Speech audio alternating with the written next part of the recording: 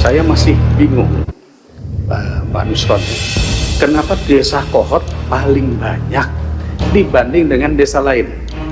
Ya, bahkan saya dengar katanya kalau desanya naik Rubicon, kami aja belum tentu kebeli.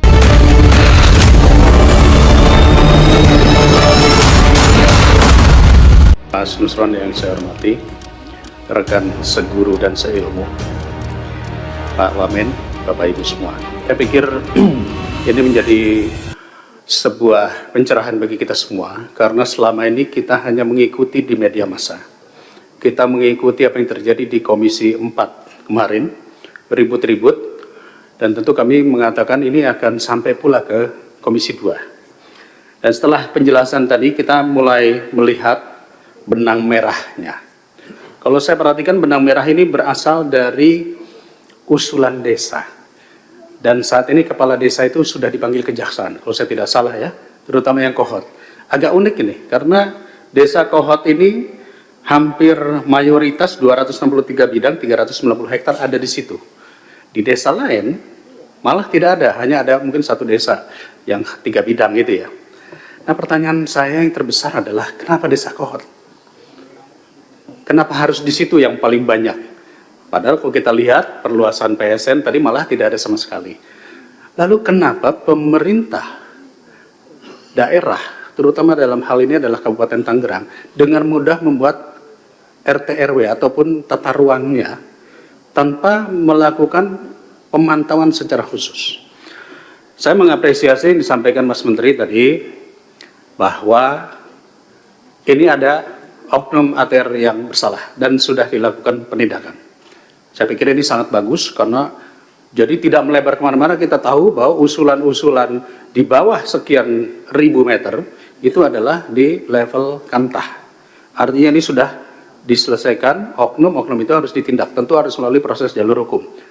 Nah, tetapi sekali lagi, saya masih bingung, Pak Nusron ya, kenapa desa Kohot paling banyak dibanding dengan desa lain? Ya, bahkan saya dengar katanya kalau desanya naik Rubicon, kami aja belum tentu kebeli di sini. Jadi ini menandakan bahwa ada permainan antara pengembang atau pengusaha dengan wilayah-wilayah tertentu yang dimudahkan. Dan uniknya, ini Kabupaten Tangerang, ini cukup banyak. Di Jawa Barat, di Bekasi, saya dengar kemarin beritanya, itu oleh pemerintah provinsi ditolak. Penggunaan KPPRL itu ya, itu ditolak. Padahal sudah mengajukan berkali-kali. Nah, saya tidak mau mencari kesalahan di mananya, tetapi kira-kira prosesnya bagaimana sih dalam proses penentuan RT RW ataupun tata ruang oleh pemerintah daerah, bahkan sampai ke desa. Dan kemudian apakah rekomendasi GIRIK itu hanya cukup dari kepala desa saja? Karena kalau tidak, ini nanti akan termanfaatkan juga di desa-desa lainnya. Rekomendasi hanya keluar dari kepala desa, dan kalau nggak salah di desa Kohot ini kan banyak dipalsukan. Nah, proses pengusulan menjadi GIRIK dan sertifikat hak milik perlukah kita kaji ulang? Karena kalau tidak, ini nanti akan terjadi di tempat-tempat lain, dan ini mungkin sudah terjadi di beberapa wilayah ya, Makassar dan lain-lain. Itu yang pertama. Yang kedua, saya pikir saya harus mengapresiasi rencana besar kerjasama dengan Kementerian Transmigrasi. Betul, Kementerian Transmigrasi ini membutuhkan lahan yang banyak. Karena konsep ke depan transmigrasi itu bukan hanya sekedar memindahkan orang, tetapi menumbuhkan wilayah ekonomi terintegrasi baru. Dari itu pasti membutuhkan lahan. Jadi jangan hanya memindahkan ke satu titik, setelah 2 tahun selesai, malah setelah jadi HGU apa HGB itu dijual kepada perkebunan. Kita harus jelas ketika memindahkan atau mengembangkan daerah strategis ekonomi yang baru, itu bidangnya apa? Apakah perkebunan, apakah sentra budidaya, atau yang lain, itu harus terintegrasi. Jadi saya pikir saya harus memberikan apresiasi kepada Mas Menteri, dan ini perlu ditambahkan kembali. 30% untuk HGU yang perpanjangan saya sangat setuju sekali, sepakat sekali, dan plasma harus dihidupkan. Dan yang terakhir mungkin saya harus menyampaikan, Mas Nusron, tadi ada kawan yang sudah menyampaikan, perlu penguatan hukum, penegakan hukum. Kalau kita perhatikan di sini dari kedirjenan, memang belum ada dirjen gakum, ya, atau deputi penindakan. Dulu ketika saya di Komisi 9, saya pernah mengusulkan agar Badan POM itu punya deputi penindakan. Kenapa? Begini, hampir 40% permasalahan perdata di Mahkamah Agung itu adalah kasus sengketa tanah. Dan kadang-kadang berproses panjang sekali. Saya coba mereview, perlukah ada pengadilan agraria? Nah, kalau ada pengadilan agraria, maka menambah beban tentunya untuk pembentukan lembaga baru. Ada usulan yang sebetulnya sederhana, yaitu adanya deputi penindakan di Dirjen Gakum. Sehingga proses sengketa-sengketa tanah itu lebih cepat diprosesnya.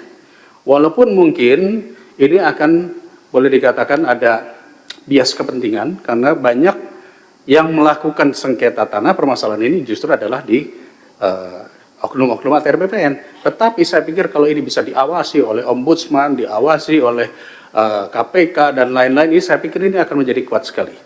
Jadi ini harapan saya, Mas Nusron, bahwa permasalahan ini benar-benar kita kawal jangan sampai terulang lagi.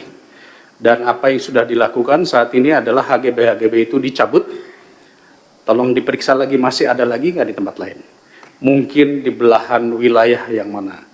Dan menurut saya ini menjadi hal isu yang penting karena salah satu penggunaan sertifikat HGB itu adalah untuk minjem uang ke bank. Dan kita tahu banyak yang memiliki HGB ribuan hektar yang mungkin tadi belum tentu dikerjakan, hanya ditaruh di perbankan. Jadi boleh saja nanti silakan dengan Komisi 11 kita nanti melakukan diskusi unik terkait masalah equity tadi, ya. Nah, kembali ke masalah paket laut ini, Pak Nusron tadi sudah menyampaikan ada sekian jenis, ada sekian nama perusahaan. Apakah perusahaan-perusahaan ini sudah pernah dipanggil untuk ditanyai secara langsung? Apakah itu kewenangan Kementerian ATR atau itu kewenangan penegakan hukum? Jadi saya mohon agar kita tidak simpang siur.